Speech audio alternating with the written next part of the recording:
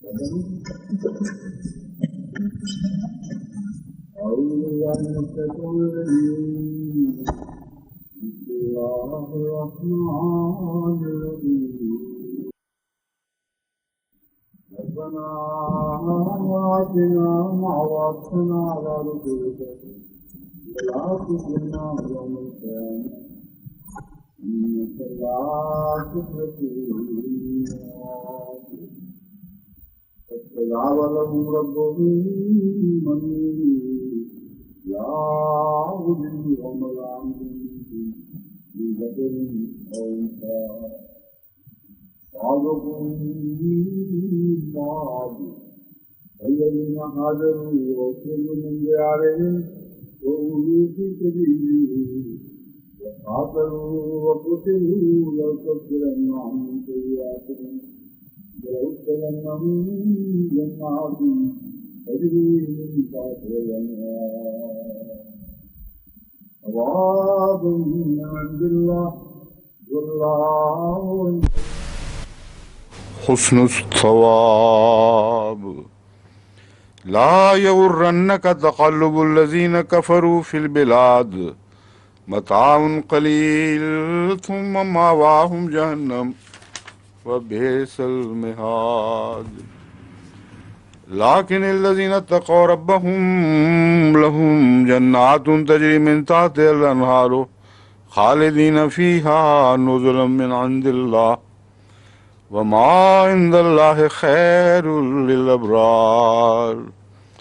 وإن من أهل الكتاب لمن يؤمن بالله وما أنزل إليكم وما أنزل إليهم خاشعين لله لا يشترون بآيات الله ثمنا قليلا أولئك لهم أجرهم عند ربهم إن الله سريع الحساب. يا أيها الذين آمنوا اصبروا وصابروا ورابطوا واتقوا الله لعلكم تفلحون.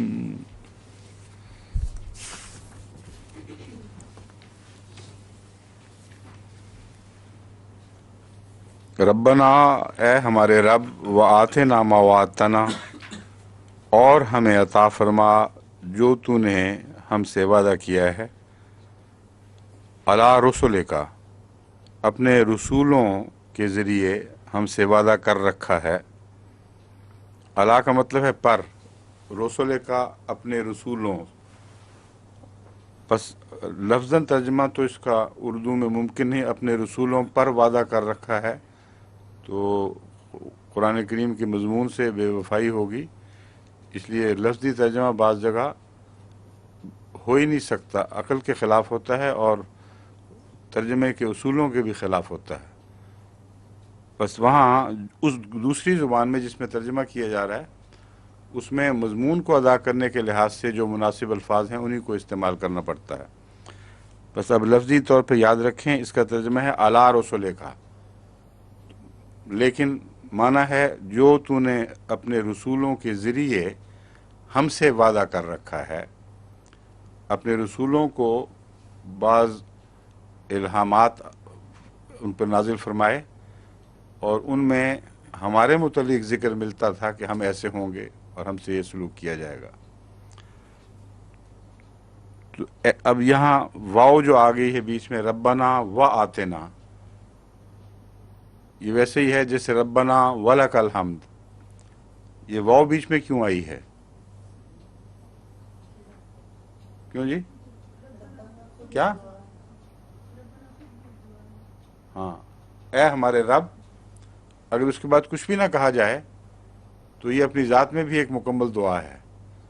تو ربنا ولک الحمد جس سے کہتے ہیں، ربنا و بحمدک. اسی طرح ربنا و آتنا ما وعدتنا، اکثر ربنا کے بعد دعا میں واو ڈالی جاتی ہے جس کا مطلب ہے کہ ربنا فی ذات ہی ایک مکمل دعا ہے. چنانچہ بے چینی میں انسان یا اللہ یا رب کہتا ہے اور بعد میں کچھ بھی نہیں مانگ رہا ہوتا، مگر اس رب کہنے میں ہی سب کچھ ہے. جب بچہ اماں اماں کہتا ہے تو وہ اس کے لیے دعا ہے اور اس کی تمام حاجات اسی لفظ میں آ جاتی ہیں. تو دعا میں استقرار پیدا کرنا ہو، غیر معمولی محبت کا اظہار اور تعلق پیدا کرنا ہو، تو محض خطاب ہی سب سے مؤثر ذریعہ بن جاتا ہے. ربنا و آتنا ما وعدتنا، چونکہ بعد میں جو چیز مانگی جا رہی ہے وہ بہت بڑی ہے، اس لیے اسی طرح الہا اور التجا ہونی چاہیے تھی. آتنا ما وعدتنا علی رسول کا، جو تم نے اپنے رسولوں کے ہاتھوں وعدہ کیا تھا ہماری خاطر، وہ وعدہ پورا فرما دے. ولا تخزنا یوم القیامہ، اور قیامت کے دن ہمیں ذلیل اور رسوا نہ کرنا. انک لا تخلف المیعاد، تو یقیناً وعدہ خلافی نہیں کیا کرتا. جب وعدہ خلافی نہیں کیا کرتا تو پھر دعا کی کیا ضرورت ہے؟ کیوں جی؟ جب یہ فیصلہ ہو گیا کہ تو وعدہ خلافی نہیں کیا کرتا تو پھر دعا کی کیا ضرورت پڑی ہے اتنی؟ کیا؟ نہیں، اللہ تو وعدہ خلافی نہیں کرتا، انسان وعدہ خلافی کرتا ہے. ہاں، یہ مراد ہے کہ اگر وعدہ پورا نہ ہوا تو پھر ہم نے وعدہ خلافی کی ہے. ہمیں وعدہ خلافی کی توفیق نہ عطا ہو کر تو ہمیں وعدہ خلافی کی توفیق نصیب نہ ہو، یہ دعا کا اصل میں مضمون ہے. تاکہ تو بہرحال وعدہ پورا کرے گا، اور اگر قیامت کے دن ہم رسوا ہوئے تو سب دنیا کے سامنے یہ بھرم کھل جائے گا کہ ہم اپنے وعدے پر پورا نہیں اترے تھے. اس لیے سب سے بڑی رسوائی وہ ہے. اس لیے وہ بڑی رسوائی ہے کہ تمام پچھلے انبیاء کے ذریعے خبریں دی گئی ہیں کہ آخرین میں کچھ ہونے والا ہے، اور وہ آخرین حضرت محمد رسول اللہ صلی اللہ علیہ وسلم کے آخرین ہیں، اور غلبہ اسلام کی عظیم پیشگوئی ہے.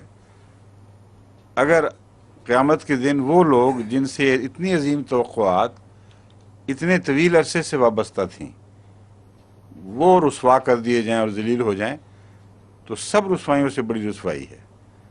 اس لیے اس دعا پر غیر معمولی زور دینا چاہیے، اور حضرت مسلم موعود رضی اللہ تعالیٰ عنہ بھی اس کو ہمیشہ بڑے الحاظ سے پڑھا کرتے تھے، اور جماعت کی تراویح میں بھی، تہجد کی نمازوں میں اور دعاؤں میں ہمیشہ اس کو غیر معمولی اہمیت دی جاتی ہے، کیونکہ اس کا براہ راست ہم سے تعلق ہے. لیکن خوشخبری بھی ساتھ ہے، فاستجاب لهم ربهم، اللہ نے ان دعا کرنے والوں کی دعا کو سن لیا. یعنی حضرت صلی اللہ علیہ وآلہ وسلم اور آپ کے ساتھیوں کی، والذین معہ، ان کی دعائیں مقبول ہو گئیں. اور ہمیں جو فیض پہنچ رہے ہیں یہ بھولنا نہیں چاہیے کہ ان دعاؤں کے فیض ہیں، انہی کا فیضان ہے کہ ہم اللہ تعالیٰ کے فضل سے غیر معمولی اپنی توفیق، اپنی استطاعت سے بڑھ کر اللہ کے فضلوں کے منہ دیکھ رہے ہیں.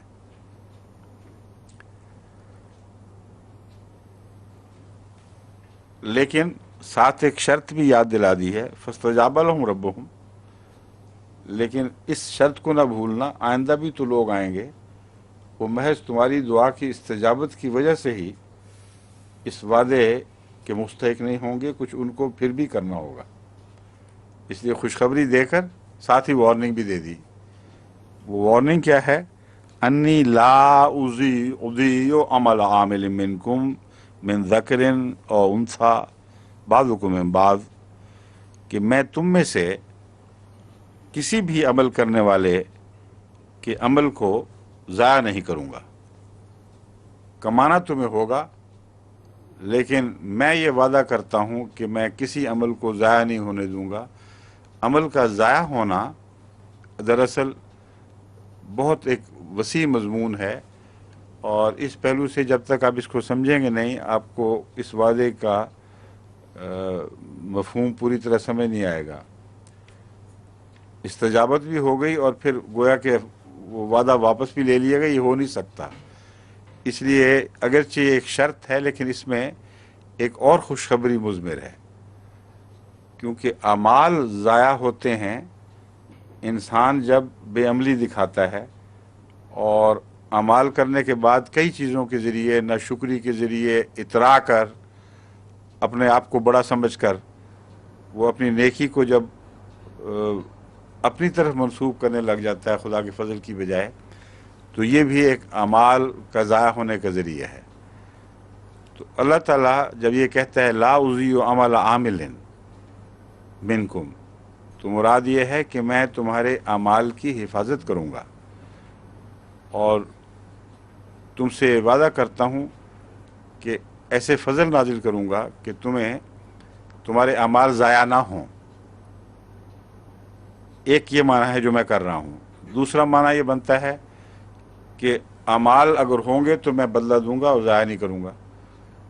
میرے نزدیک وہ جو دوسرا معنی ہے، یہ تو کوئی وعدہ نہ ہوا، اور استجابت دعا کی کیا بات ہوئی۔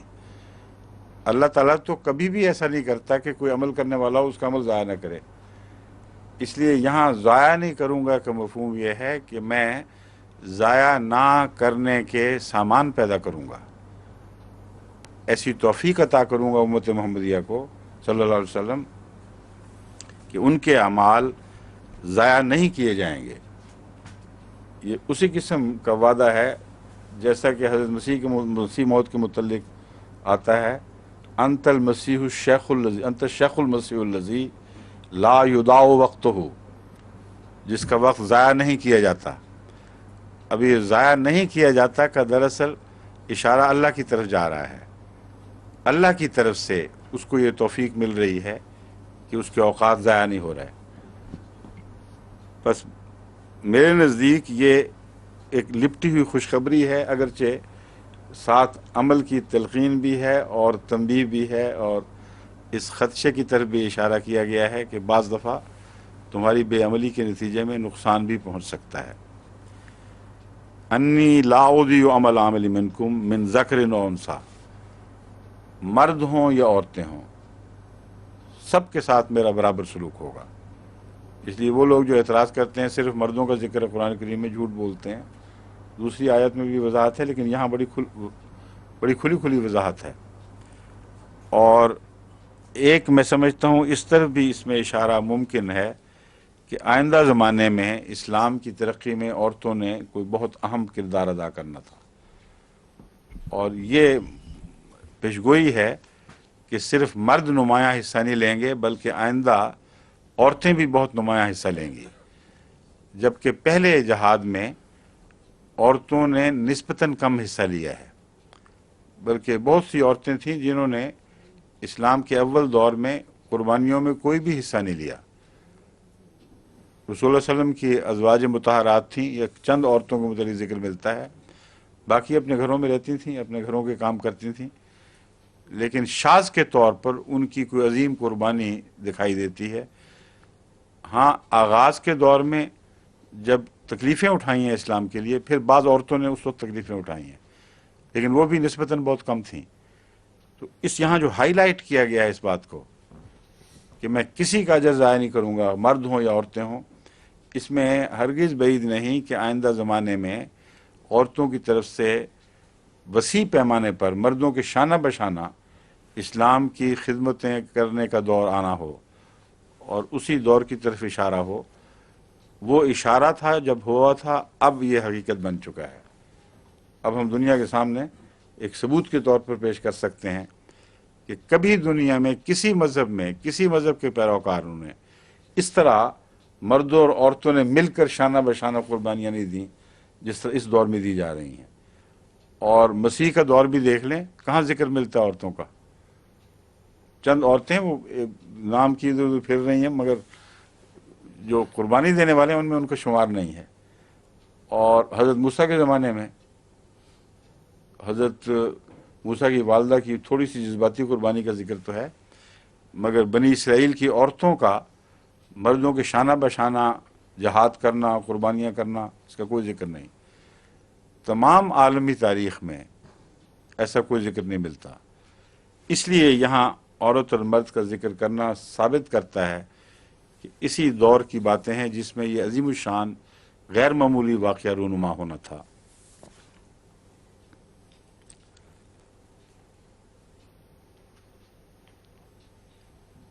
بعضکم من بعض، تم میں سے بعض کی طرف منسوب ہوتے ہیں، بعض سے تعلق رکھتے ہیں، یا بعض کے ساتھی ہیں، بعض کے رشتہ دار ہیں، بعض قبیلوں سے تعلق رکھتے ہیں. یہ سارے مضمون بعضکم من بعض میں داخل ہوتے ہیں.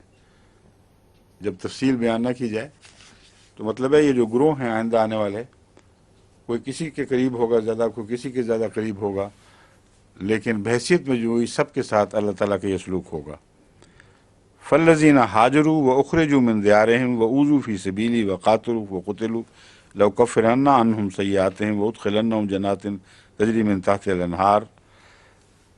اب اس ذکر کے بعد جو عمومی وعدے کا اور دائمی وعدے کا ذکر ہے، اس دور کی طرف قرآن کریم واپس لے جاتا ہے جس دور میں ابتدائی طور پر آن حضرت صلی اللہ علیہ وآلہ وسلم کے عشاق نے قربانیاں دی تھیں، اور آپ نے بہرحال صف اول میں سب سے آگے آپ تھے. اس کا ذکر کرتے ہوئے اللہ تعالیٰ فرماتا ہے فالذین، پس وہ لوگ، اب ایک اور مضمون شروع ہو جاتا ہے، ہاجروا و اخرجوا، جنہوں نے ہجرتیں کیں یا ہجرت کی اور نکالے گئے اپنے گھروں سے، وہ اوذوا فی سبیلی، اور میری راہ میں ستائے گئے، وقاتلوا، اور جہاد کیا، وقتلوا، اور قتل کیے گئے، یعنی لڑے اور قتل کیے گئے. لأکفرن عنہم سیئاتہم وَلَأُدْخِلَنَّهُمْ جَنَّاتٍ تَجْرِی مِن تَحْتِہَا الْأَنْہَار، میں ضرور ان کی برائیاں ان سے دور کر دوں گا اور ضرور ان کو داخل کروں گا ایسی جنات میں جو ثواب من عند اللہ، اللہ کی طرف سے ایک جزا ہوگی، واللہ عندہ حسن ثواب، اور اللہ تعالیٰ کے پاس بہت ہی اچھا بدلہ ہے. یہاں پہلی دعا جو تھی اس کو مشروط کیا گیا تھا اعمال سے، اگرچہ اس میں ہی فضل کے وعدہ مضمر ہے، لیکن آن حضرت صلی اللہ علیہ وآلہ وسلم کے دور میں جنہوں نے قربانیاں دی ہیں ان کو وہی سند عطا کی جا رہی ہے. ان کے متعلق نہیں فرمایا کہ تمہاری قربانیاں بھی نیک اعمال سے مشروط ہیں، بلکہ ان کے نیک اعمال کے اوپر خوشنودی کی سند عطا کی جا رہی ہے. یہ وہ لوگ ہیں جنہوں نے کر دکھایا ہے سب کچھ. اس سے استنباط یہ ہوتا ہے کہ آئندہ جو قربانیاں پیش کی جانی ہیں اگر ان لوگوں کے نمونے پر ہوں گی تو پھر تمہارے وعدے پورے ہوئے اور پھر ہمارا وعدہ بھی پورا ہوگا. بس یہ بیچ میں یہ جو داخل فرمایا گیا ہے مضمون، یہ آئندہ استجابت کے متعلق نہیں ہے، بلکہ وہ استجابت جو منصہ شہود پہ ابھر آئی ہے، جو واقعہ ہو چکی ہے. حضرت صلی اللہ علیہ وسلم اور آپ کے ساتھیوں نے وہ قربانیاں کر کے دکھا دیں. ان سے جو وعدہ ہے وہ مستقبل کا ایک وعدہ بھی اس میں ہے. وہ کیا ہے؟ لَأُكَفِّرَنَّ عَنْهُمْ سَيِّئَاتِهِمْ، میں ضرور ان کی برائیاں دور کر دوں گا. یہ اکفرن کا مضمون یہ بیچ میں کہاں سے آیا اچانک؟ برائیاں دور کر دوں گا، اس لیے کہ پہلے دعا جو تھی یہ اس کے تسلسل میں ہی ساری باتیں ہو رہی ہیں. ربنا فاغفر لنا ذنوبنا وکفر عنا سیئاتنا، اور ہماری برائیاں ہم سے دور فرما دے. تو یہ جو ساری دعا پچھلی تھی اس سب کا مفہوم پیش نظر رکھنا چاہیے بات کی آیات کو سمجھنے کے لیے. یہ کوئی الگ نئی بات نہیں شروع ہوئی، اسی کا جواب ہے. استجابت کی مختلف قسمیں بتائی جا رہی ہیں. اس رنگ میں بھی ہم نے قبول کر لیا، اس رنگ میں بھی قبول کر لیا، اور یہ فرمایا ہے کہ ہم یہ وعدہ کرتے ہیں کہ ان کے اوپر تو ہم نے مہر تصدیق ثبت کر دی، یہ سچے لوگ ہیں، اپنے عہدوں کو پورا کر دیا. ان کی برائیاں دور کرنے کا تو قطعی وعدہ ہے، ہو نہیں سکتا کہ یہ ٹل جائے. یعنی وقت کے گزرنے کے ساتھ یہ بہتر اور بھی بہتر ہوتے چلے جائیں گے. وَلَأُدْخِلَنَّهُمْ جَنَّاتٍ تَجْرِی مِن تَحْتِهَا الْأَنْہَار، اور ان کو میں ضرور بھی ضرور، ادخلن لا بھی یعنی زور دینے کے لیے ہے اور نون ثقیلہ بھی زور دینے کے لیے ہے، تو دوہرا زور ملتا ہے اس میں، جو لاؤ اور لام اور نون ثقیلہ اکٹھے ہو جائیں تو میں انہیں ضرور بھی ضرور جنات میں داخل کروں گا، ایسی جنات تجری من تحت الانہار جن کے دامن میں نہریں بہتی ہوں گی۔ یہاں بھی نیچے ترجمہ کیا جاتا ہے، دراصل نیچے کا مضمون ہے ہی غلط۔ تحتا کا عربی کا جو محاورہ ہے وہ یہ مراد نہیں ہے کہ باہر سے نظر نہ آ رہا ہوں، درختوں کے نیچے نہریں بہہ رہی ہوں۔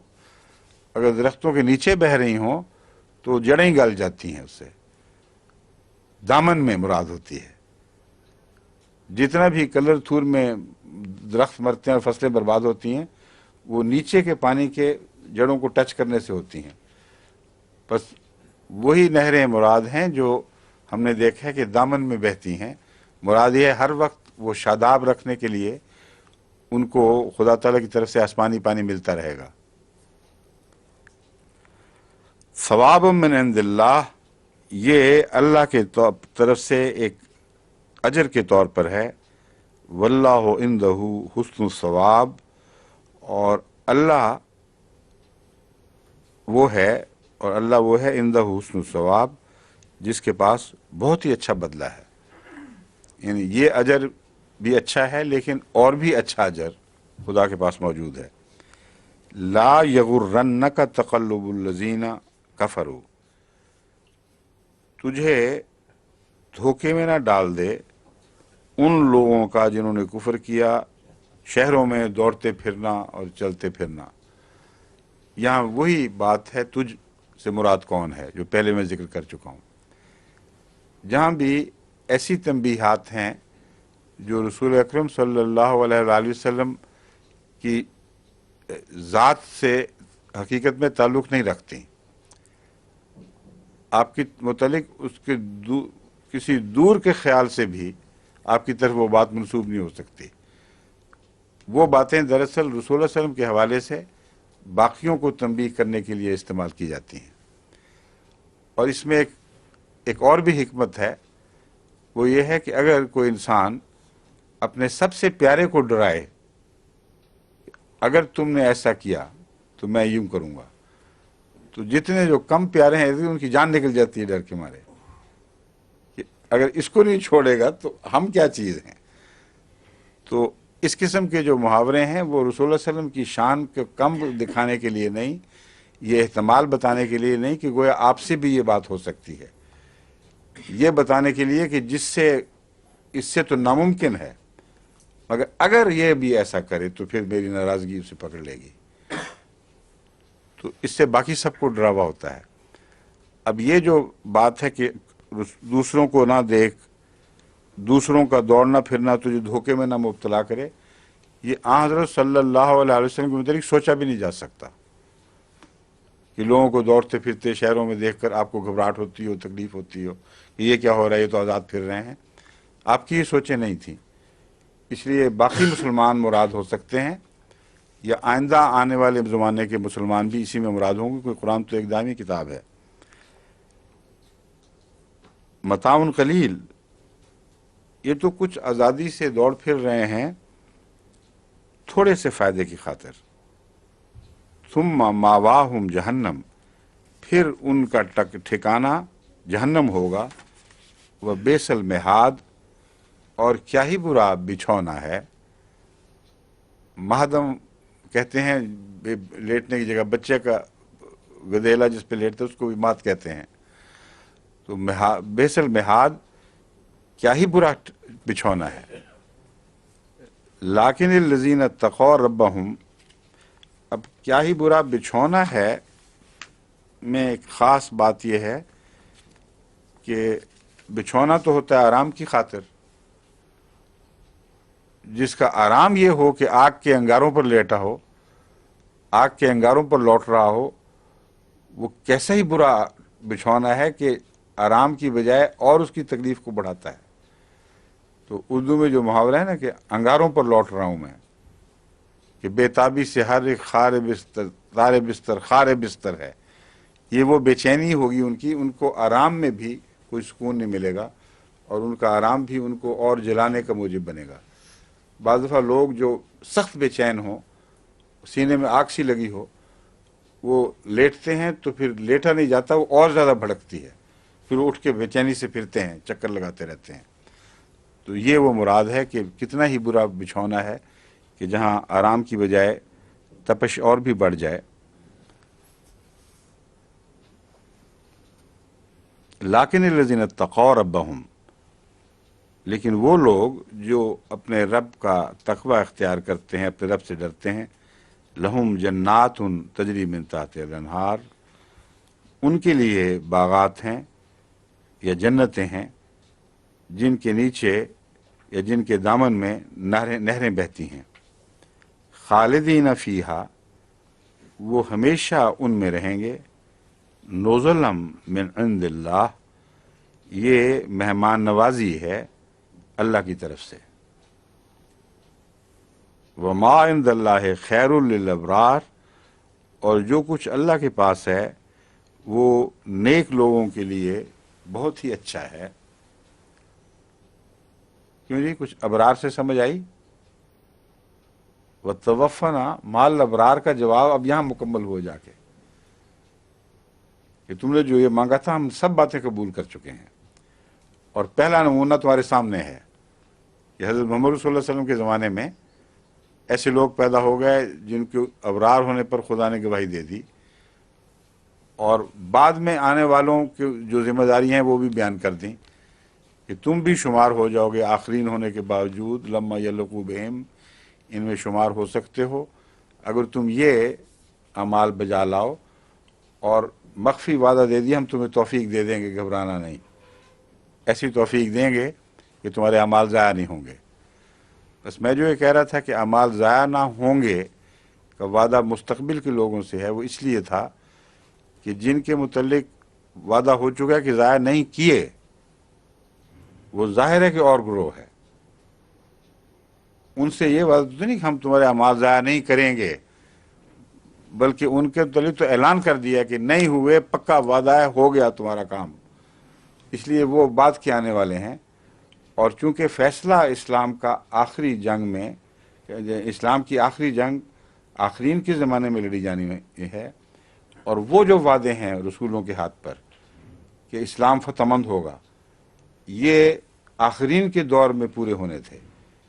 اس لیے جب میں ان سے ملاتا ہوں مضمون کو تو اپنی طرف سے کوئی ملانے والی بات نہیں ہے، قرآن کا مفہوم اور گزشتہ علماء کی تشریحات جو ان آیات کی ہیں وہ اس مضمون کو تقویت دیتے، اس شہادت کو تقویت دیتی ہیں کہ یہی مضمون ہے۔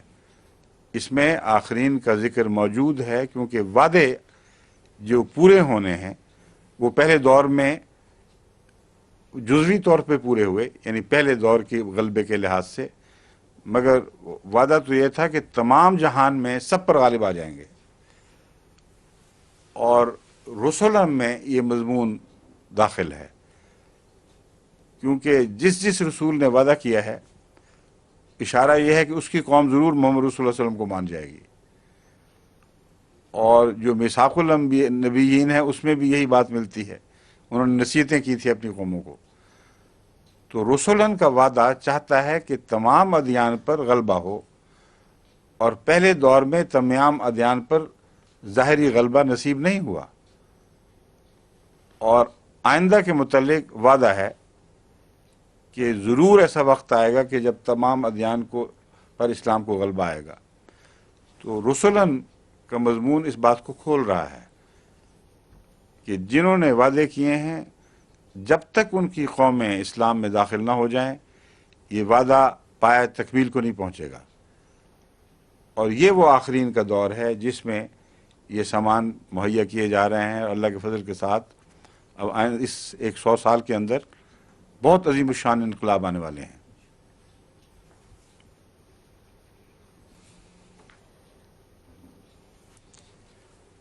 وما عند اللہ خیر للابرار، اب یہ باتیں وعدے کے طور پر کر کے عند اللہ خیر للابرار جو فرمایا گیا ہے، یہ بڑی دلچسپ بات ہے۔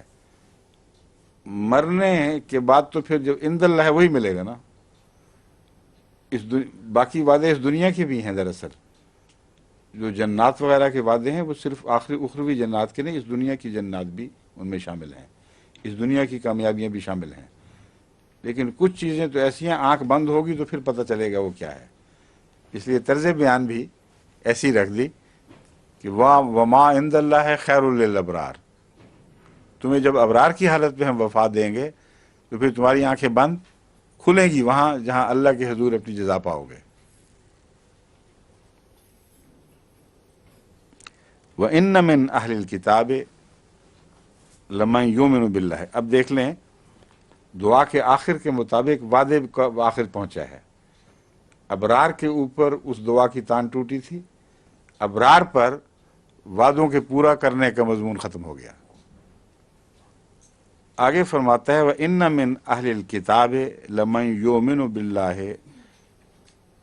یقیناً اہل کتاب میں سے بھی ایسے ہیں لَمَنْ يُؤْمِنُ بِاللَّهِ کہ جو اللہ پر ایمان لاتے ہیں، وَمَا أُنزِلَ إِلَيْكُمْ اور اس پر بھی ایمان لاتے ہیں جو تمہاری طرف اتارا گیا، وَمَا أُنزِلَ إِلَيْهِمْ اور اس پر بھی جو ان کی طرف اتارا گیا، خاشعین للہ وہ اللہ سے ڈرنے والے ہیں، لا یشترون بآیات اللہ ثمنا قلیلا اور وہ خدا تعالیٰ کی آیات کو کم قیمت پر نہیں بیچتے، یا نہیں، یشترون کا لفظی ترجمہ تو خریدتے، مگر قیمت پر چیز بیچی جاتی ہے، خریدی نہیں جاتی نا. میرا مطلب آیات کو جب بیچتے ہیں تو پھر قیمت ملتی ہے نا، آیات کو خریدتے ہیں تو پھر تو قیمت نہیں ملتی نا، یہ مطلب ہے میرا. اس لیے اردو زبان میں ہم یوں ترجمہ کریں گے کہ خدا تعالیٰ کی آیات کو کم قیمت پر نہیں بیچتے، ورنہ یشترون کا یہ مطلب ہوگا کم قیمت پر نہیں خریدتے. تو زبانوں کے محاورے ہوتے ہیں، ان کے مطابق ترجمہ ہونا چاہیے. بس وہ خدا کی آیات کی یہ کہہ سکتے ہیں خدا کی آیات کے بدلے کم قیمت وصول نہیں کرتے، ان معنوں میں ترجمہ ہو سکتا ہے. اولئک لہم اجرہم عند ربہم یہی وہ لوگ ہیں جن کا اجر ان کے رب کے حضور ہے. ان اللہ سریع الحساب یقیناً اللہ تعالیٰ حساب کرنے میں بہت تیز ہے. اس آیت کا ایک دوسرا مفہوم بھی ہے جس کا پہلے مفہوم سے بہت گہرا تعلق ہے. اس کا ترجمہ عموماً حال میں کیا جاتا ہے، یعنی رسول اللہ علیہ وسلم کے زمانے میں ایسے اہل کتاب موجود ہیں جو اس قسم کے ہیں، لیکن طرز بیان اس کو مستقبل کی خوشخبری بھی بنا سکتی ہے. اس کا ترجمہ یہ بھی ہو سکتا ہے وَإِنَّ مِنْ أَهْلِ الْكِتَابِ یقیناً اہل کتاب میں سے ایسے بھی ہیں جو ایمان لے آئیں گے اللہ پر، حقیقی ایمان، وَمَا أُنزِلَ إِلَيْكُمْ اور اس پر بھی جس پر تم ایمان لائے ہو، وَمَا أُنزِلَ إِلَيْهِمْ اور اس پر بھی جو ان کی طرف اتارا گیا. وہ تو پہلے ایمان لے آئے تھے. مراد ہے کہ حقیقی ایمان ان کو نصیب ہوگا کس دور میں؟ جب اسلام کا غلبے کا دور نو شروع ہوگا. اس وقت اہل کتاب میں سے بہت کثرت سے لوگ اسلام میں داخل ہوں گے، ان کا اپنا ایمان بھی حقیقی ہو جائے گا. ان کا پہلی دفعہ ان کو پتہ چلے گا کہ اپنی کتاب پر ایمان لانا ہوتا کیا ہے، اور محمد رسول اللہ علیہ وسلم کے پیغام پر بھی ایمان لے آئیں گے، اور وہ بھی نیک انجام ہوں گے. خاشعین للہ وہ اللہ سے ڈرنے والے لوگ ہوں گے. خشوع اور خشا یخشی، اس میں خشوع میں تو عاجزی مراد ہوتی ہے، کیوں جی؟ لیکن خوف کے معنی بھی اس میں داخل سمجھے جاتے ہیں. کئی لوگ کرتے ہیں ترجمہ خوف کو بھی. یخشا جو لفظ ہے اصل تو وہ خوف کا ہے. انما یخشا من عبادہ العلماء، انما یخشا اللہ من عبادہ العلماء. علماء تو یہاں خاشعین للہ اللہ کے حضور عاجزی اختیار کرنے والے یا خدا سے ڈرنے والے دونوں ترجمے کیے جاتے ہیں. لا یشترون بآیات اللہ ثمنا قلیلا وہ کسی قیمت پر بھی اللہ کی آیات کا سودا نہیں کریں گے. اولئک لہم اجرہم عند ربہم، یہاں پھر عند ربہم بتا رہا ہے ان کے نیک انجام ہونے کا، کہ یہی وہ لوگ ہیں جو ان میں سے نیک انجام ہوں گے۔ ان اللہ سریع الحساب، اور اللہ تعالیٰ جلد تر حساب کرنے والا ہے۔ اس لیے میں سمجھتا ہوں کہ آخرین کو جو خوشخبریاں ملی ہیں ان کا یہ حصہ ہے، اور چونکہ آخرین کے دور میں عیسیٰ مسیح نے دوبارہ نازل ہونا تھا، یعنی امت محمدیہ میں ظہور پذیر ہونا تھا، اور خصوصیت کے ساتھ اس کی ٹکر اہل کتاب سے ہونی تھی، اس لیے اہل کتاب کے متعلق یہ خوشخبری ہے کہ ان میں سے ایسے ہوں گے، لیکن معلوم ہوتا ہے اکثریت کو توفیق نہیں ملے گی، اب تک تو نہیں ملی، تیسری جنگ کے بعد امید ہے کہ ملے گی، لیکن اس وقت تک بہت سے لوگ ان میں سے بیچارے بے ایمانی کی حالت ہی میں مر چکے ہوں گے۔ اس لیے طرز بیان میں جو احتیاط کا پہلو ہے نا، کہ گویا کچھ ان میں سے ہیں، یہ واقعات پر صحیح اتر رہا ہے۔ یا ایھا الذین آمنوا اصبروا وصابروا ورابطوا، اے لوگو جو ایمان لائے ہو صبر کرو، وصابروا، اور ایک دوسرے کو صبر کی تلقین کرو، ورابطوا، اور نگران رہو اپنی سرحدوں پر، دشمن کے حملے سے باخبر ہو کے۔ اس کا رابطو کا ایک مطلب ہوتا ہے سرحدوں پر گھوڑے باندھنا، یعنی اپنے چوکیاں، سرحدی چوکیاں قائم کرو تاکہ دشمن تمہیں کوئی سرپرائز نہ دے سکے، اور اپنے باہر کی جو قوم حفاظت کرتی ہے اس کا اندرونہ زیادہ محفوظ ہو جاتا ہے۔ یہ جو مضمون ہے اس کا پھر آخرین سے ایک تعلق ایک اور صورت کے ذریعے ثابت ہوتا ہے، وہ اس طرح کہ والعصر، وہ ہے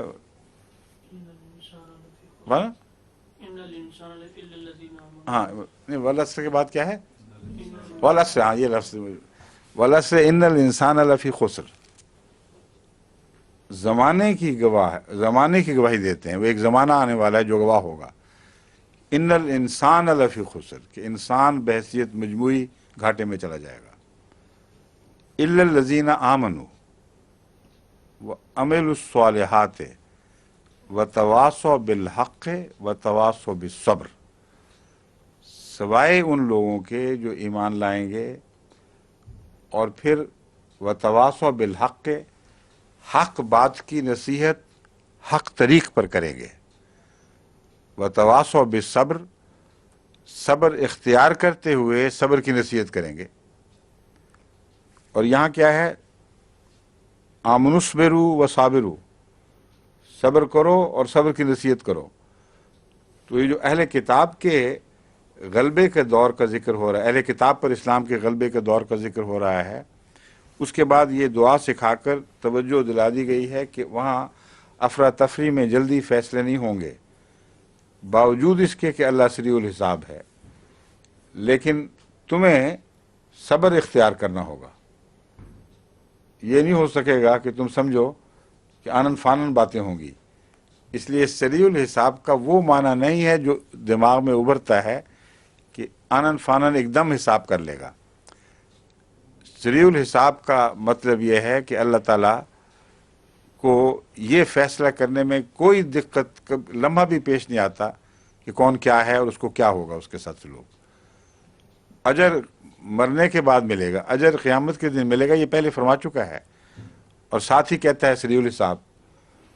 تو سریع الحساب میں ایک یہ بھی مفہوم ہوتا ہے جس کا حساب بہت اچھا ہو، وہ تیزی سے حساب کرتا ہے، اور جس کا حساب کمزور ہو وہ اٹک ٹکے کرتا ہے۔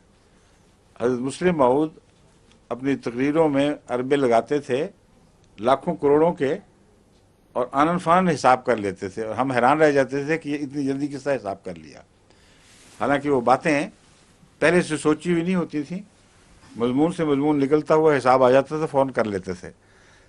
تو سریع الحساب ہونا ایک خصوصیت ہے کسی حساب کے اوپر قدرت کی، حساب پر غیر معمولی تسلط ہو تو پھر انسان سری الحساب ہو سکتا ہے، ورنہ نہیں ہو سکتا، ورنہ عربے لگاتا رہ جاتا ہے آدمی۔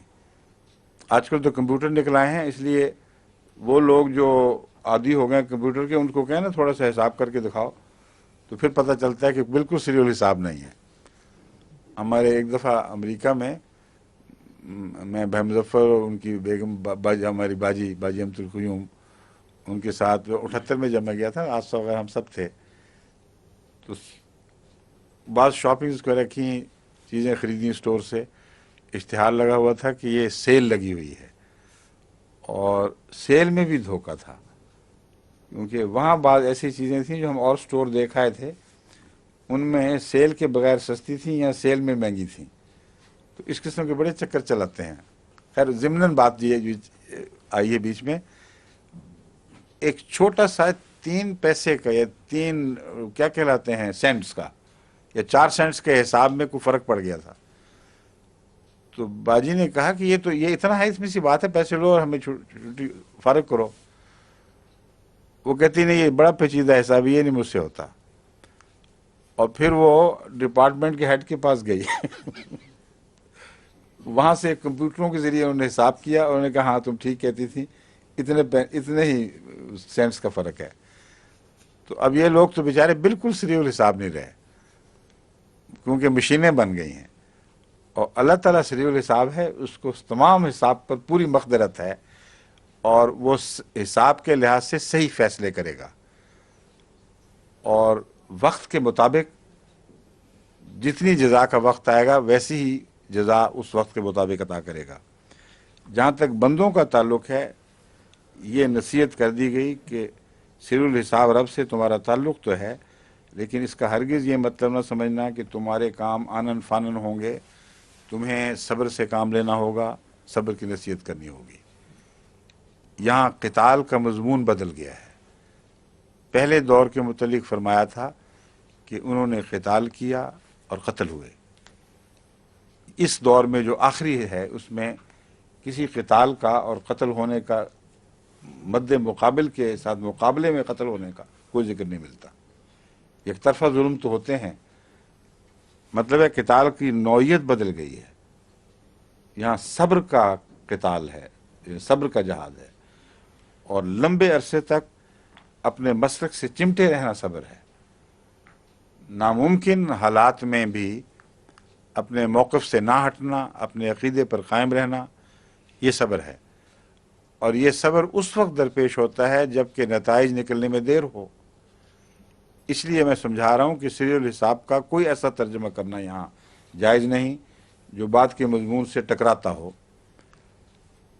کیونکہ بات کا مضمون بتا رہا ہے کہ اتنا لمبا ان کے عمل اور اجر کے درمیان فاصلے ہوں گے، اور نتائج وہ جلدی نہیں دیکھ سکیں گے۔ اس لیے جب تک صبر کے ساتھ اپنے مسلک پر قائم نہ رہیں، اور دیر ہونے کی وجہ سے یہ نہ سمجھیں کہ خدا گویا ساتھ ہی نہیں رہا یا وعدے ہی غلط تھے۔ وعدے ضرور پورے ہوں گے، لیکن تمہیں صبر اختیار کرنا ہوگا، اور ساتھ نصیحت بھی کرتے رہنا، اور صابروں میں آپس کی نصیحت بھی شامل ہے، اور غیر قوموں کو نصیحت بھی شامل ہے۔ انسان جب محتاج ہوگا، بے چین ہوگا، بے قرار ہوگا، تو اس کو بھی تلقین کرنی ہوگی کہ تم صبر سے کام لو اور افراتفری میں فیصلے نہ کرو، ورنہ نقصان دہ ہوگا۔ یہ اس لیے بہت ضرورت ہے کہ آج کل کے دور میں 2 بڑی قوموں سے میرا اس قسم کا رابطہ ہوا، اور اللہ تعالیٰ کے فضل سے اسی نصیحت کے نتیجے میں ان کو بڑی ہلاکت سے بچا لیا۔ کل ایک دوست ملنے کے لیے آئے ہوئے تھے اس ملک کی، یاد ہے آپ کو؟ وہ بیچاروں نے بڑا ظلم دیکھا ہے اپنے ملک میں، اور اللہ کے فضل سے اب وہ بہت اہم شخصیت ہیں اور احمدی ہو گئے، اور کل مجھے ملنے کے لیے آئے اور انہوں نے کہا کہ اب میں آپ کا روحانی بچہ ہوں اور میں ہمیشہ تعلق قائم رکھوں گا۔ اپنے ملک میں بہت بڑا ان کا ایک مقام ہے، لیکن انہوں نے مجھے واقعات سنائے، اور واقعہ یہ ہے کہ بعض ایسے تیسری دنیا کے ملک ہیں جہاں اگر صبر نہیں کریں گے تو بہت مار کھائیں گے، اور اس ملک کو اللہ تعالیٰ کے فضل کے ساتھ بچانے میں مجھے بہت معین خدمت کی توفیق ملی.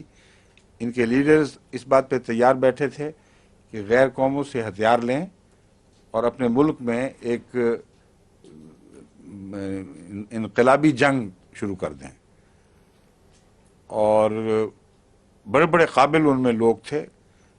ان کو میں نے بار بار بلایا کھانے پر، ان سے باتیں کی، ان کے پہلے دل جیتے، پھر ان کو سمجھایا تو وہ سارے کے سارے سمجھ گئے. انہوں نے کہا یہ ہمارے خلاف ہوگا. میں نے کہا اول تو جو حالات میں جانتا ہوں، آپ کی حکومت جو ہے وہ اس وقت اتنی طاقتور ہے عوام کے مقابل پر کہ وہ ڈسٹرائے کر دے گی سب کو. آپ لوگ باہر بیٹھے ہوئے ہیں اور وہ بیچارے جو وہاں مارے جائیں گے غریب، ان کا کیا قصور ہے کہ وہ آپ کے نام پر ان کو قتل کیا جائے اور برباد کر دیا جائے. دوسرا میں نے ان کو سمجھایا کہ اگر آرمڈ انقلاب لایا جائے اس زمانے میں تو کسی غیر قوم کا غلام بنے بغیر یہ انقلاب برپا نہیں ہو سکتا. بالکل بھول جائیں اس بات کو کہ کسی اور قوم کی غلامی قبول کیے بغیر آپ یہ انقلاب برپا کر سکیں گے. اگر کر لیں، فرض کریں، یا آپ کو روس کے پاس جانا پڑے گا، یا امریکہ کے پاس جانا پڑے گا، یا لیبیا کے پاس جانا پڑے گا، کہیں نہ کہیں تو غلامی کرنی پڑے گی. تو اس وقت تو جن کو آپ ظالم سمجھ رہے ہیں وہ اپنے قوم کے تو ہیں، اپنے ہی لوگ ہیں نا. جب غیر حاکم ہوتے ہیں تو پھر اور بھی زیادہ ذلیل کر دیتے ہیں، پھر آپ کی آزادی ہر پہلو سے چھینی جائے گی. یہ دلیل ان کو بہت مطمئن کر گئی، اور باوجود تکلیفوں کے انہوں نے کہا یہ ہم بات سمجھ گئے ہیں، ہم یہ حرکت نہیں کریں گے. دوسرے ذرائع جتنے آپ بتاتے ہیں صبر اور نصیحت کے، ان سے ہم کام لیں گے. اللہ تعالیٰ نے فضل کیا اور ان ذرائعوں کے نتیجے میں بہت تبدیلیاں پیدا ہوئیں اس ملک میں. ایک اور مشرقی یورپ کا ملک تھا، اس میں بھی یہی حال تھا. ان کے وفد آئے بڑے جوش کے ساتھ کہ اب ہم انقلاب برپا کرنے کی سوچ رہے ہیں ہتھیاروں کے ذریعے. اور ویسا ہی پروگرام تھا جیسے بوسنیا میں ہم دیکھ رہے ہیں، لیکن فرق یہ تھا کہ بوسنیا کو تو اختیار مل چکا ہے دنیا کی طرف سے کہ تم آزاد حکومت ہو. ان کو تو یہ اختیار بھی نہیں ملا ہوا تھا. ان کو میں نے سمجھایا کہ تمہارا تو وہ انتظار کر رہے ہیں کہ بیوقوفی کرو، اور یورپ میں کسی نے تمہاری مدد نہیں کرنی. صرف شہ دیں گے، وقتی طور پر آگے لگا دیں گے، اور پھر کلیتاً تمہارا صفایا کر دیں گے اور اسلام کا صفایا کر دیں گے وہاں سے. شروع میں بڑے ناراض ہوئے، لیکن رفتہ رفتہ پھر وہ ٹھنڈے پڑ گئے، اور آخر پھر انہوں نے پیغام دیا کہ اب ہم نے اس پروگرام کو ترک کر دیا ہے. اور اب ملتے ہیں کبھی کبھی آ کے تو بہت ہی ممنون ہوتے ہیں. کہتے ہیں ہم نے دیکھ لیا جو حال ہو رہا ہے باسنیا کا ہمارے سامنے، اگر خدا نخواستہ ہم وہ غلطی کرتے تو ہم نے اس سے بھی بدتر حال میں ہونا تھا. تو وصبروا و صابروا میں واقعتاً آخرین کا رابطہ ایسی قوموں سے ہونا تھا جن کو صبر کی تلقین کی بڑی ٹھوس ضرورت پیش آنی تھی.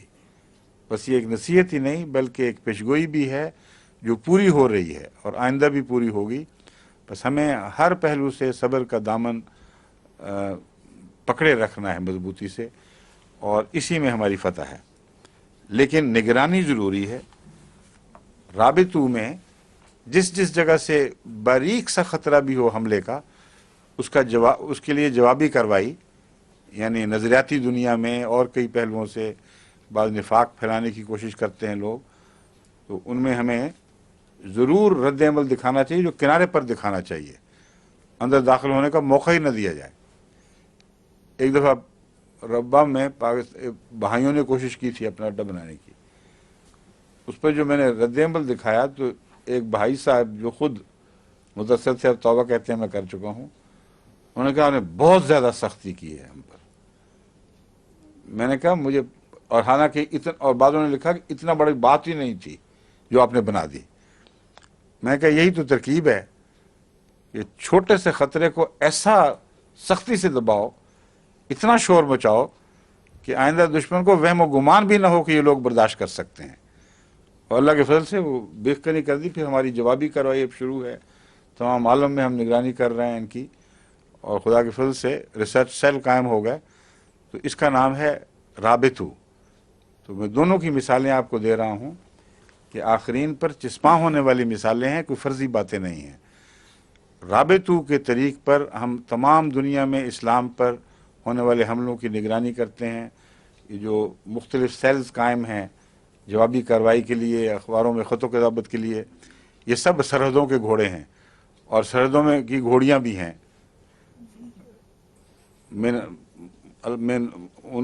من ذکر و انثی، دونوں وہ پیشگوئی پوری ہو رہی ہے۔ بلکہ بعض دفعہ خواتین زیادہ مستعدی سے بعض باتوں میں کام کر رہی ہیں، اور جوابی حملے بڑے زور کے ساتھ خط و کتابت کے ذریعے، مضامین کے ذریعے، ریسرچ کے ذریعے۔ تو یہ رابطوں کا مضمون بھی اللہ کے فضل سے جاری ہو چکا ہے۔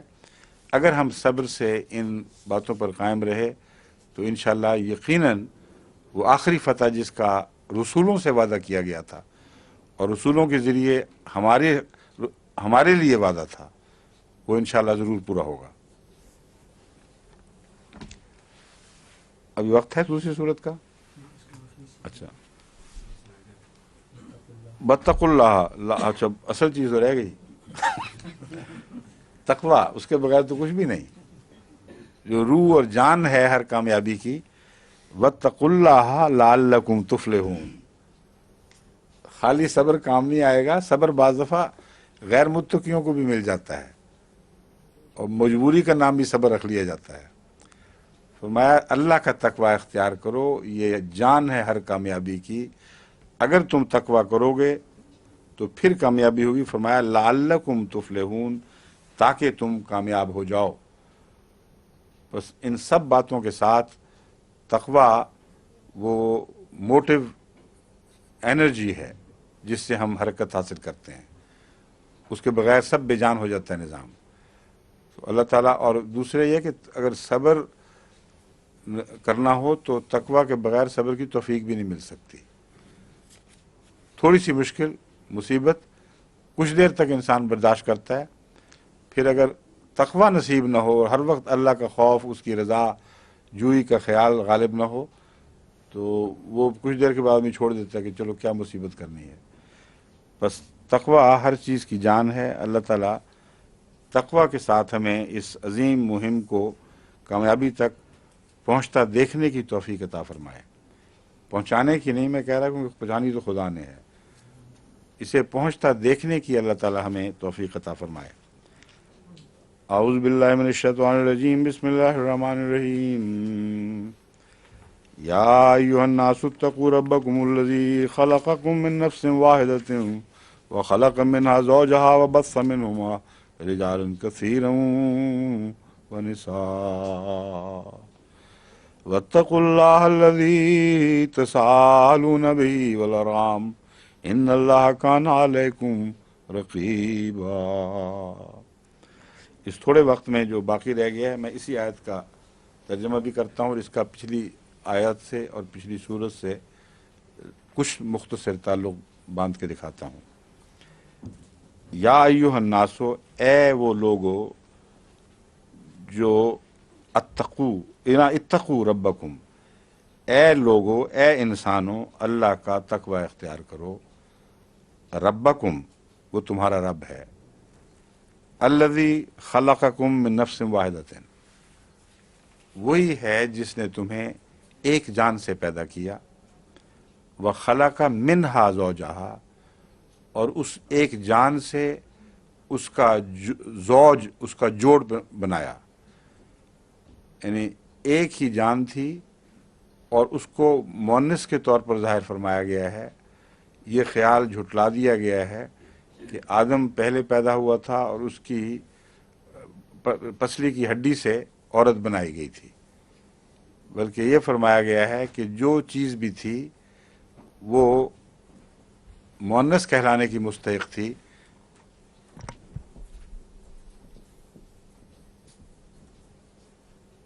ٹھیک ہے، اور اسی کی مؤنث اس کو کہتے ہیں جس کے پیٹ سے بچہ پیدا ہو۔ تو اللہ تعالیٰ فرما رہا ہے کہ وہ ذات ایک تھی جو آغاز میں پیدا کی گئی ہے، اور اس کے بطن ہی سے اس کا زوج بنایا گیا۔ اور یہ مضمون جو ہے یہ سائنٹیفکلی 100% اب ثابت شدہ حقیقت بن چکی ہے کہ آغاز میں جب زندگی پیدا ہوئی ہے تو جوڑوں کے ذریعے نشو و نمانی ہوتی تھی، بلکہ زندگی کی ایک ہی قسم یا کئی قسمیں ایسی تھیں آغاز کی جو دو حصوں میں منقسم ہو جایا کرتی تھیں، اور سیکس کا کوئی کانسیپٹ نہیں تھا، یعنی تزوج کا اور سیکس کا جس کے ذریعے آگے پیدائش چلتی ہے اس کا کوئی تصور نہیں تھا۔ پھر اللہ تعالیٰ نے جب ایوالو کیا ہے اس جان کو تو اس کے پہلو میں سے وہ چیز نکالی جس نے بعد میں نر کا کردار ادا کرنا شروع کیا۔ تو یہ آیت جو ہے یہ بہت وسیع معنی والی ہے آیت، اور یہاں نفس واحدہ سے پیدا کیا تمہیں، اس نفس واحدہ سے پھر جوڑا بنایا، پھر جوڑے جب بنے پھر انسانوں کی باری آتی ہے۔ خلق منہا زوجہا وبث منہما رجالا، ایک رجل سے رجال نہیں بنائے بلکہ ان دونوں سے پھر رجال بنائے ہیں، اور وہ دنیا میں پھیلا دیے گئے ہیں، ونساء، اور عورتیں بھی۔ جب جوڑا بنا ہے تو پھر مرد اور عورت پیدا ہو سکتے تھے نا، تو ان دونوں کے ملنے سے جو پہلی مخلوق تھی جب زندگی آگے بڑھی تو پھر وہ مقام آیا جہاں یہ دو زوج نے مل کر، یعنی مرد اور عورت نے مل کر آگے نسل چلائی ہے، اور اس کو اللہ تعالیٰ فرماتا ہے رجالا و نساء کثیرا واتقوا اللہ الذی تساءلون بہ والارحام، اور اللہ کا تقوی اختیار کرو، الذی تساءلون بہ، جس کے نام پر تم ایک دوسرے سے سوال کرتے ہو، جس کے نام لے لے کر رحم طلب کرتے ہو، والارحام، اور رحم مانگتے ہو تو ارحام کو نہ بھولنا، کیونکہ ارحام وہ پیٹ کا وہ عضو ہے جس میں بچہ بنتا ہے اور بچہ پلتا ہے، اس کو رحم کہتے ہیں، اور رحمان خدا ہی سے رحم کا تصور نکلا ہے۔ اس لیے اللہ تعالیٰ فرماتا ہے کہ دیکھو تم آپس میں میرے نام لے لے کر جو رحم کی اپیلیں کرتے ہو، آپس یاد رکھنا کہ رحم کے رشتوں کو نہ بھولنا، رحمی رشتوں کو نہ بھولنا۔ ان اللہ کان علیکم رقیبا، اور اس بارے میں اللہ تم پر نگران ہے، اور تمہیں ہر پہلو سے خدا تعالیٰ کی اس نگرانی کے بارے میں خبردار رہنا ہوگا۔ اگر چوک گئے تو اللہ تعالیٰ کی نگرانی تو نہیں چوکے گی۔ یہ جو مضمون ہے اس کا ایک بہت ہی خوبصورت تعلق پہلے مضمون سے ہے، لیکن وہاں معنی تھوڑے سے بدل جائیں گے، لفظی ترجمہ وہی رہے گا لیکن تفسیری معنی میں تبدیلی آ جاتی ہے۔ پہلی بات تو یہ ہے کہ واتقوا اللہ پہ بات تان ٹوٹی تھی پہلی صورت کی، اور یہاں پہلا حکم تقوی کا اختیار دیا گیا، اور تقوی کے بعد یہ خوشخبری دی گئی کہ جس طرح ایک انسان سے ہم نے پہلے آغاز میں یا ایک جان سے بکثرت مرد اور عورتیں دنیا میں پھیلا دی تھیں، تو تم جو آخرین کے دور کے آدم ہو، یعنی محمد مسیح موعود علیہ السلام سے یہ دور شروع ہوتا ہے، وہ جو آخرین کے دور کا آدم ہوگا اس سے اس کے ساتھی نکلیں گے، اور پھر کثرت کے ساتھ تمام دنیا میں ان کا غلبہ ہوگا۔ اور یہ جو آخری وعدے ہیں کہ لا تخزنا یوم القیامہ اور یہ سب کچھ، اور اس کے بعد پھر تسلی اللہ تعالیٰ کی دعائیں سننی ہیں، یہ سورت دراصل ان دعاؤں کی وہ خوشخبری بیان کر رہی ہے جو آخرین سے تعلق رکھتی ہے۔ پہلوں کی خوشخبری ساتھ ہی دے دی گئی تھی، شروع ہی میں دے دی گئی تھی کہ یہ تو ان کا تو فکر ہی کوئی نہیں، ان کا تو معاملہ طے ہو گیا، یہ دنیا میں ہی جنتی ہیں، لیکن آنے والوں کے متعلق ہم یہ وعدہ کرتے ہیں کہ ان کے عمل ضائع نہیں کریں گے، اور یہ خوشخبری ہے کہ عمل ضائع نہیں کیے جائیں گے، ان کو صبر کی توفیق ملے گی، ان کو تقوی کی توفیق ملے گی، اور پھر گویا ایک جان سے دوبارہ پھر روحانی نشو و نما کا سلسلہ شروع ہوگا، اور کثرت کے ساتھ یہ رجال اور یہ نساء جن کا پہلے بھی ذکر ہو چکا ہے کہ تم میں سے کسی رجل اور کسی نساء کیا ہے انسا، کسی انسا کا اجر ضائع نہیں کروں گا، وہ ملٹیپلائی کر جائیں گے اور ساری دنیا میں اللہ تعالیٰ کے فضل کے ساتھ پھیل جائیں گے. واتقوا اللہ الذی تساءلون بہ والارحام، تم اللہ کا تقوی اختیار کرو جس کے نام پر تم ایک دوسرے سے سوال کرتے ہو. والارحام، یہاں بہت ہی اہم مضمون یہ ہے کہ اپنے اندرونی تعلقات کو استوار رکھنا، اختلاف نہ ہونے دینا، ایک دوسرے کے حقوق ادا کرنا، تاکہ ایک وسیع پیمانے پر ایسا خاندان بن جاؤ گویا ایک ہی رحم سے پیدا ہوئے ہو. اور نفس واحدہ کی پیدائش کا مضمون اس رنگ میں بھی صادق آ جائے کہ تم کثیر ہونے کے باوجود، مختلف قوموں میں بٹنے کے باوجود، آپس میں اس طرح پابند رہو اور جڑے رہو اور وہ ایک دوسرے سے اس طرح حسن سلوک کرو گویا ایک ہی ماں کے رحم سے پیدا ہوئے ہو. تو اللہ تعالی ہمیں توفیق عطا فرمائے کہ یہ ذمہ داریاں بھی ہم ادا کر سکیں اور ان خوشخبریوں کے بھی اہل خدا کے نزدیک ٹھہریں جو ہمیں عطا فرمائی گئی ہیں. السلام علیکم. باقی انشاءاللہ واپسی پہ. اچھا یہ لے لیں. اب وہ کہتے ہیں ٹیکنیکل مشکل کی وجہ سے تلاوت ریکارڈ نہیں ہو سکی تھی، اس لیے وہ دوبارہ ریکارڈ کی جائے. ٹھیک ہے، پہلی تلاوت. اچھا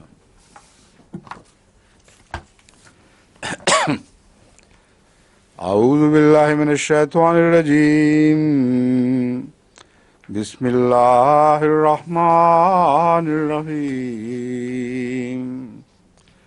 ربنا اننا سمعنا منادیا ینادی للایمان ان آمنوا بربکم فآمنا. ربنا فاغفر لنا ذنوبنا وکفر عنا سیئاتنا وتوفنا مع الابرار.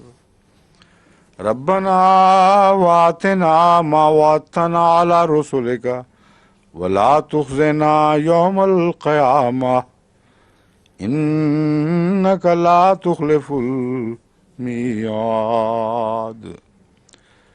فاستجاب لهم ربهم أني لا أضيع عمل عامل منكم من ذكر أو أنثى بعضكم من بعض فالذين هاجروا وأخرجوا من ديارهم وأوذوا في سبيلي وقاتلوا وقتلوا لأكفرن عنهم سيئاتهم ولأدخلنهم جنات تجري من تحتها الأنهار ثوابا من عند الله والله عنده حسن الثواب. لا يغرنك تقلب الذين كفروا في البلاد متاع قليل ثم مأواهم جهنم وبئس المهاد.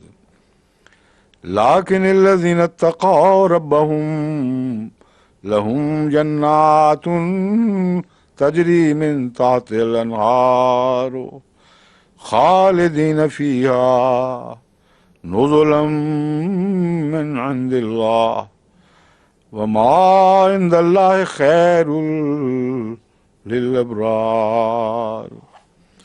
وإن من أهل الكتاب لمن يؤمن بالله وما أنزل إليكم وما أنزل إليهم خاشعين لله لا يشترون بآيات الله ثمنا قليلا أولئك لهم أجرهم عند ربهم إن الله سريع الحساب. يا أيها الذين آمنوا اصبروا يا أيها الذين آمنوا اصبروا وصابروا ورابطوا واتقوا اللہ لعلکم تفلحون. چلیں جی